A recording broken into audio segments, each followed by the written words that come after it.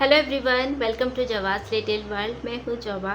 कैसे हो आप सभी? आई होप आप सभी बहुत अच्छे होंगे और स्वस्थ होंगे।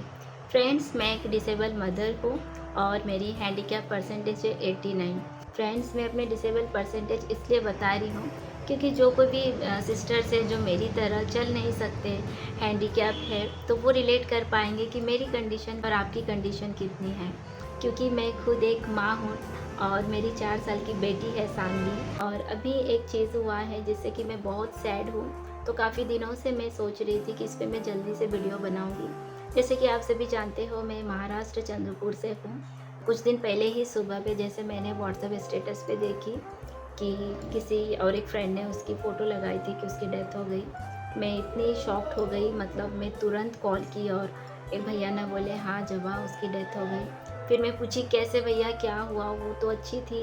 तो बोले वो प्रेग्नेंट थी और बहुत सारी चीज़ें बताए। तो मैंने भी उनको भैया से बहुत सारी बातें शेयर की कि उसकी वो मतलब ऐसी कंडीशन नहीं थी। वो चलती थी, एकदम सब कुछ नॉर्मल था, मगर उसकी स्पाइन जैसे एकदम एकदम बैंड था। और जैसे कि मेरा भी उसी का ऑपरेशन हुआ था, मेरा स्पाइन का। जैसे कि आप लोग जो भी मेरे यूट्यूब जर्नी स्टार्टिंग से मैं आप सबको मेरी लाइफ स्टोरी शेयर की हूँ कि मैंने कैसे 15 साल बाद मेरे पैरों की ताकत खो दी। मैं भी चलती थी, सब कुछ नॉर्मल था। मेरी हड्डी धीरे धीरे बैक की बढ़ रही थी और मैं बैंड हो रही थी। तो उसी का ऑपरेशन किए और मेरे दोनों पैर पैरालाइज हो गए। तो वो जो मेरी फ्रेंड है तो उसकी भी मतलब प्रेग्नेंट थी। वो 7th की 8th मंथ प्रेग्नेंट थी, आई थिंक 7th मंथ। तो उसकी कंडीशन इतनी ख़राब हो गई थी तो उसको सीज़र किए और फिर उसकी डेथ हो गई। और उसकी बेबी प्री मेच्योर हुई थी, मतलब मंथ पूरा भी नहीं हुआ था। तो कुछ दिनों के बाद उसकी बेबी का भी डेथ हो गया। तो जब से वो सुनी हो ना, जिस दिन सुनी उस दिन तो मैं रात भर सोई ही नहीं, बार बार मम्मी से वही सवाल कर रही थी। मम्मी उसकी कंडीशन ही ऐसी थी, डॉक्टर लोग क्या उसको अच्छे से चेकअप नहीं किए, उसको बोले नहीं। मतलब जो जो सवाल हम लोग मन में था वो सब कुछ मैं मम्मी से शेयर कर रही थी। और फिर मैंने भी किसी और से शेयर की। मैं यहाँ पे किसी का नाम नहीं लूँगी। तो उनको भी मैं बोली आप डॉक्टर से जाके पहले चेकअप करना, डॉक्टर को बताना मेरी क्या कंडीशन है। और मैं ये इस टॉपिक पे मैं इसलिए आप सबसे मैं ये लेके आई हूँ टॉपिक पे, जो भी सिस्टर्स मेरी तरह हैंडीकैप हैं उन सब के लिए बता रही हूँ। क्योंकि माँ बनना ज़रूरी है। शादी के बाद कितना मतलब एक रिस्क होता है, कितना कुछ सुनने को मिलता है। क्योंकि मैं खुद जानती हूँ कि हमारी लाइफ बहुत डिफ़िकल्ट होती है, आसान नहीं होता है। बट सब लोग ऐसे नहीं होते हैं, बहुत अच्छे लोग भी होते हैं जो निभाते हैं और उनकी मतलब उन लोग खुश भी होते हैं लाइफ में। बट जैसे जब मेरी भी लव मैरिज शादी हुई थी और मेरे ससुराल से कोई नहीं माने थे, तो एक बात ये मैं कभी आप सबसे शेयर नहीं की। तो मेरे हस्बैंड से मैं हमेशा बोलती थी क्या आपके मम्मी पापा कभी नहीं मानेंगे? तो उन्होंने भी मुझे बोले थे शायद एक बेबी हो जाएगा तो उसके बाद शायद वो मान जाएंगे। और हकीकत में ऐसा ही हुआ था। बेबी होने के बाद धीरे धीरे धीरे वो मान गए थे। तो क्या कहती हूँ, हाँ, मगर ये इतना इजी नहीं होता है। जैसे कि शादी होके मुझे कितना कुछ सुनना पड़ा है। मैं जानती हूँ आप लोगों के साथ भी ऐसा होता है कि शादी तो हो गई आपकी, अब तो माँ नहीं बनोगे। तो ये भी क्वेश्चन था हमारे दिमाग में। इतना मतलब प्रेशर होता है लाइफ को लेके कि अब क्या होगा, ये मतलब मैं बता नहीं सकती। एक नॉर्मल लाइफ जीना इतना डिफ़िकल्ट होता है। बचपन से वो एक चीज़ सुनते आते हैं, ऐसी है वैसी है। फिर शादी होने के बाद मतलब हमारी सोसाइटी भी ऐसी है ना, मतलब हमको इतना मतलब प्रेशर देते हैं। बट मैं जानती हूँ जिनकी बेटी ऐसी है मेरी तरह, मेरे मम्मी पापा, वो भी मतलब मेरा ही मतलब मैं ठीक रहूँ। मतलब जब पता चला कि मैं प्रेग्नेंट हूँ तो मेरा भी यही क्वेश्चन था कि सबसे पहले अपने डॉक्टर के पास जाइए और उनसे पूछिए कि ये प्रेगनेंसी मतलब नॉर्मल होगा। नॉर्मल मीन्स सीज़र नॉर्मल वो वाला नहीं, मतलब ये कंटिन्यू कर पाएंगी या नहीं। मतलब एक बेबी को मतलब 9 महीने पेट में रखना, उसके लिए खुद की बॉडी में भी इतनी ताकत होनी चाहिए। क्योंकि मेरी भी प्रेगनेंसी जर्नी इतनी आसान नहीं थी। जैसे कि शादी के बाद मैं प्रेग्नेंट हुई, हम लोग इतने खुश हो गए क्योंकि इतनी चीज़ें मैं सुनती थी, मैं माँ नहीं बनूँगी, बन सकती हूँ क्योंकि मैं हैंडीकैप हूँ। बट जो मेरे डॉक्टर की जर्नी थी, मतलब प्रेगनेंसी जर्नी थी, वो भी आसान नहीं थी, क्योंकि हम लोग जो भी हैंडीकैप लड़की है ना, उस सबकी कंडीशन अलग है। कोई बैठ के सरकता है, कोई बैसाखी के सहारे सरकता है, और मैं व्हीलचेयर पे ही बैठ के मतलब यहाँ से वहाँ ट्रांसफ़र होती हूँ। ना ही मैं बैसाखी के सहारे चल सकती हूँ, और बहुत लोग मतलब उनके पैर में थोड़ी बहुत ताकत होती है, उनके सहारे चलते हैं। बट मैं सरक के, जैसे आप मेरी वीडियो में देखते हो, वैसे सरकती थी। मतलब अभी भी वैसे ही मैं सरकती हूँ बैठ के, मतलब बैठ के चलती हूँ, सब बोल सकते हो। मगर मेरी प्रेगनेंसी के वक्त मैं बिल्कुल भी कुछ भी काम नहीं की, कुछ भी ऐसा ट्रांसफ़र नहीं हुई, क्योंकि मेरे मम्मी पापा बहुत डरते थे कहीं मैं गिर ना जाऊँ। तो ये बहुत रिस्क की बात है फ्रेंड्स, और इतनी नॉर्मल नहीं है, क्योंकि मैंने इसके पहले भी ना यूट्यूब पे आने के बाद मुझसे बहुत लोग इंस्टा पे बहुत सारे सवाल करते हैं मेरे प्रेगनेंसी को लेके। जो लड़कियां हैं जो अभी बैचलर है, शादी को लेके, दीदी आपकी कैसी शादी हुई, लव मैरिज हुई तो सब लोग माने कि नहीं, आपके घर से कौन माने, कैसे माने, बहुत सारे सवाल। तो इसलिए मैं आज ये वाली इस टॉपिक पे इसलिए मैं वीडियो बना रही हूँ, क्योंकि हाँ, माँ बनना ज़रूरी है, मगर आपकी जान से बढ़कर तो नहीं है। अगर आप ही नहीं ज़िंदा रहोगे तो उसका मतलब ही क्या है ना। और कभी कभी ऐसा होता है फ्रेंड्स कि जो भी डिसेबल लड़की है, प्रेग्नेंट होती है, उनका सीज़र ही होता है, माँ की डेथ हो जाती है, बेबी रह जाता है। तो ज़रा सोचिए, उस बच्चे बिना माँ के बच्चा, चाहे उसकी माँ मेरी तरह डिसेबल ही क्यों ना हो, एक बच्चे को इस दुनिया में उसकी माँ से ज़्यादा प्यार कोई नहीं कर सकता। ये मैं माँ बन के मैं जानी हूँ, कि मैं जानती हूँ मैं उसके लिए, उसके अपने बच्चे की, अपनी बेटी के लिए मैं वो सब कुछ नहीं कर सकती हूँ, मगर उसके अच्छा सिर्फ उसकी माँ ही सोच सकती है सबसे ज़्यादा इस दुनिया में। ये मैं माँ बन के जानती हूँ।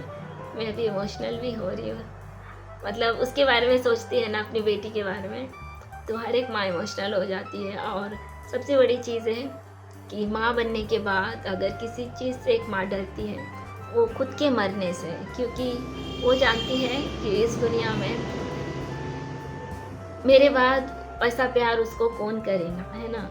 तो आपका ज़िंदा रहना भी बहुत ज़रूरी है आपके बच्चे के लिए। तो ऐसा नहीं है कि किसी के साथ ऐसा हो गया तो आपके साथ भी होगा। मैं यहाँ पे किसी को डरा भी नहीं रही हूँ। बहुत लोगों से मेरी बात होती है जो अभी बहुत सारे क्वेश्चंस मुझसे पूछते हैं, जो प्रेग्नेंट हैं। यूट्यूब में आके बहुत लोगों का सवाल है, बहुत लोगों का। मुझे इंस्टा पे आके अलग से कॉल करते, मुझे इस बारे में पूछना है। बोले हाँ, मैं उनके आंसर करती हूँ। वो बहुत डरते हैं, तो मैं बोली आप डरो मत। उनकी कंडीशन मैं देखी हूँ, तो मुझसे भी अच्छे कंडीशन है, मतलब चल नहीं सकते।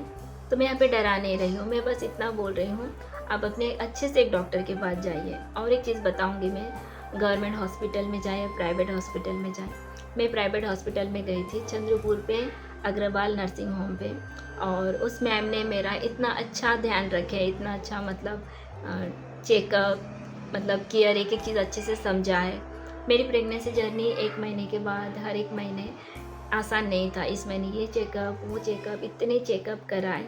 और मेरी 4th या 5th मंथ में, आई थिंक 4th मंथ में, डॉक्टर ने ब्लड टेस्ट किए थे, तो वो रिपोर्ट लाने मम्मी गई थी, और डॉक्टर ने, मैम ने मम्मी को बोले थे अभी और एक चेकअप होगा, अगर ये नॉर्मल हुआ तो अच्छी बात है, कंटिन्यू करेंगे प्रेगनेंसी, नहीं तो मेरा अबॉर्शन कर देंगे। तो वो जो 15 दिन था ना, मेरी लाइफ में सबसे बुरा दिन था। मैं मतलब कैसे वो 15 दिन गुजारी थी मैं जानती हूँ। वो जो बेबी एमनियोटिक फ्लू पे रहते हैं, उसका चेकअप किए थे। आप यूट्यूब पे सर्च करके देख सकते हो। मैं उस टॉपिक पे भी वीडियो बनाई हूँ, आप मेरे चैनल पे जाके चेक कर सकते हो। तो आज से 3 साल पहले की बात है, मेरी बेटी अभी 4 साल की है। तो आप थोड़ा यूट्यूब पे सर्च कर लीजिएगा, जो भी माँ बनना चाहते हैं, अगर कोई ये सब चेकअप कर रहे हैं तो डरिएगा मत बिल्कुल भी। ऑब्वियसली हर कोई, हर माँ डरती है। तो यहाँ पे मैं और एक चीज़ शेयर करना चाहती हूँ, गवर्नमेंट हॉस्पिटल में जाए या प्राइवेट हॉस्पिटल में जाए, क्योंकि ये एक चीज़ मैंने अभी, मुझे किसी ने शेयर की है कुछ दिन पहले। गवर्नमेंट हॉस्पिटल का मतलब इतना ख़राब, क्या कहते हैं, उनके साथ ट्रीट होता है जो नर्स लोग होते हैं, और डॉक्टर फर्स्ट फ्लोर पे है। वो लड़की जो प्रेग्नेंट है, वो कैसे बैठ बैठ के उतने फर्स्ट फ्लोर तक जाए, या बैसाखी के सहारे कितना रिस्क होता है। तो गवर्नमेंट हॉस्पिटल में एक लिफ्ट होने की बहुत ज़रूरी है। मतलब मेरी ये वीडियो अगर कोई देख रहे हो, किसी अपने एरिया के जो भी क्या कहते हैं नेता है, जो भी हमारे यहाँ के कलेक्टर भी है, अगर आप देख रहे हो, मैं चंद्रपुर की भी बात कर रही हूँ, हमारे जो गवर्नमेंट हॉस्पिटल भी है उस हॉस्पिटल में भी मतलब लिफ्ट नहीं है। मैंने कई बार कई काम से गवर्नमेंट हॉस्पिटल में गई तो लिफ्ट भी नहीं था। पापा ऊपर जाते थे, बोलते थे पेशेंट का है, मतलब मेरी बात, तो बोलते नीचे बैठी है, क्योंकि पापा गोद में लेके उतने ऊपर नहीं चढ़ सकते। तो और प्रेगनेंसी में कितना रिस्क होता है। तो ये एक मतलब मैं हमारे चंद्रपुर के कलेक्टर मैम से मैं आपसे बोलना चाहती हूँ कि हमारे गवर्नमेंट हॉस्पिटल चंद्रपुर में उसमें प्लीज़ एक लिफ्ट ज़रूर लगाए। खासकर जो लड़कियां माँ बनने वाली है, जो अभी प्रेग्नेंट है, वो सीढ़ियों से नहीं जा सकती है, तो एक लिफ्ट होने से आसानी से व्हीलचेयर पर बैठ के जा सकती है और अपना चेकअप कर सकती है। तो फ्रेंड्स, मैं आप सबसे यही बोलना चाहती हूँ, क्योंकि मेरी प्रेगनेंसी इतनी आसान नहीं थी और मेरी भी 8 मंथ में मेरा सीज़र हो गया था, क्योंकि मैं भी थोड़ा बैंड हूँ, एकदम स्ट्रेट नहीं हूँ। और जब मैं फर्स्ट मंथ में हॉस्पिटल गई थी, मैम से मेरा बस यही सवाल था, मैं इतना कुछ तो पता नहीं, फर्स्ट टाइम प्रेग्नेंट हुई हो कि क्या होने वाला है हर मंथ वो सब। तो मैं बस मैम से बोली थी मैम मैं ना एकदम स्ट्रेट नहीं बैठ सकती हूँ, तो उससे क्या बेबी को कुछ प्रॉब्लम होगा। तो बेबी मैम ने मुझे बोले थे आप टेंशन मत लो, बेबी आपका अपना स्पेस खुद बना लेगा, क्योंकि सबकी कंडीशन अलग रहती है। मेरी कंडीशन फिर भी ठीक है, मुझे भी ऐसा लगता है, मगर जिसकी अभी फ्रेंड की डेथ हो गई ना, वो बहुत ज़्यादा बैंड थी। मतलब उसको देख के, मतलब मैं थोड़ा बैंड हूँ, मुझे पता है। मेरा क्वेश्चन में यही दिमाग में यही क्वेश्चन था कि प्रेगनेंसी कैसे आगे बढ़ेंगी। सिर्फ प्रेग्नेंट हो जाने से मतलब हम कर लेंगे, हो जाएंगे, ऐसा नहीं रहता। मतलब जान की बहुत खतरा रहता है। मैं सांस नहीं ले पाती थी फ्रेंड्स 7th मंथ में। मैं ऐसी लड़की हूँ जो अपनी लाइट बंद करके सोती थी, मैं लाइट ऑन करके सारी रात में बैठे रहती थी, सांस नहीं ले पाती थी। और तभी तो कोई भी नहीं मुझे ऐसा घबराते, मतलब मुझे डराते थे, कोई भी नहीं। मेरे कज़न से अभी सब बोलते दी आपको देख के हमको इतनी तकलीफ़ होती थी। मतलब मैं बात करती थी ना, मैं मुँह से सांस लेती थी, ऐसा करके मैं सांस लेती थी, एक वर्ड बोलती थी और ऐसा सांस लेती थी। तो वो आदत ना अभी भी है, कहीं मुझे कुछ दर्द होता है ना तो वैसा सांस लेने लगती। तो फ्रेंड्स, किसी की भी बात आप मत सुनिए। आपको कोई अगर कुछ बोल रहे हैं कि आप माँ नहीं बन सकते, तो इतनी खुद से आपसे बढ़ के कुछ नहीं है इस दुनिया में। ऐसे भी बहुत लोग हैं जो माँ नहीं बन पाए, उनसे मेरी बात भी होती है। बहुत लोग पूछते हैं यूट्यूब में आके, मेरी इतने प्यारे आप सभी फैमिली हो, तो उन्होंने एक बच्चे को अडॉप्ट किए हैं, तो आप भी वो कर सकते हो फ्रेंड्स।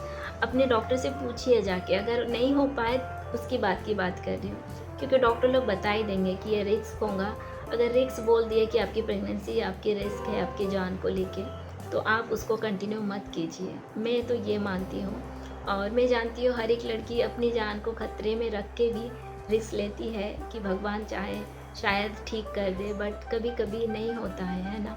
और डॉक्टर को पता होता है कि हमारी कंडीशन क्या है, हम इतने वीक रहते हैं। मैं तो अभी भी थोड़ी देर खाना नहीं खाई तो काँपने लगती हूँ। देखने में शायद लगता होगा हाँ ये हेल्दी है, बट ऐसा नहीं होता है। हैंडीकैप लड़कियाँ हो या लड़के हो, तो वो बहुत कमज़ोर होते हैं। जैसे कि मैं खुद हूँ, मैं सच बता रही हूँ जो कुछ भी है। तो मैं ये बात आप सबसे शेयर करना चाहती थी, क्योंकि जब वो ऐसा हुआ उस फ्रेंड के साथ, तब से मेरे दिमाग में इतना मतलब क्वेश्चन है कि मैं इसमें बताना चाहती हूँ आप सभी से कि आप इतनी बड़ी रिस्क मत लीजिएगा फ्रेंड्स। तो चलिए फ्रेंड्स, आज का वीडियो मैं यही एंड करती हूँ। आई होप आपको आज का मेरा ये वीडियो पसंद आए तो प्लीज़ लाइक कमेंट और शेयर कीजिएगा। और जो भी नए हो मेरे चैनल को ज़रूर सब्सक्राइब कीजिए। और आपके कोई भी क्वेश्चन हो तो मुझे कमेंट या इंस्टाग्राम पे आप सवाल भी पूछ सकते हो। मेरा इंस्टा आईडी डिस्क्रिप्शन पे होगा, वहाँ से मुझे फॉलो भी कर दीजिएगा। तो चलिए मिलते हो बहुत जल्द नेक्स्ट वीडियो नेक्स्ट ब्लॉग में। तब तक के लिए बाय, टेक केयर।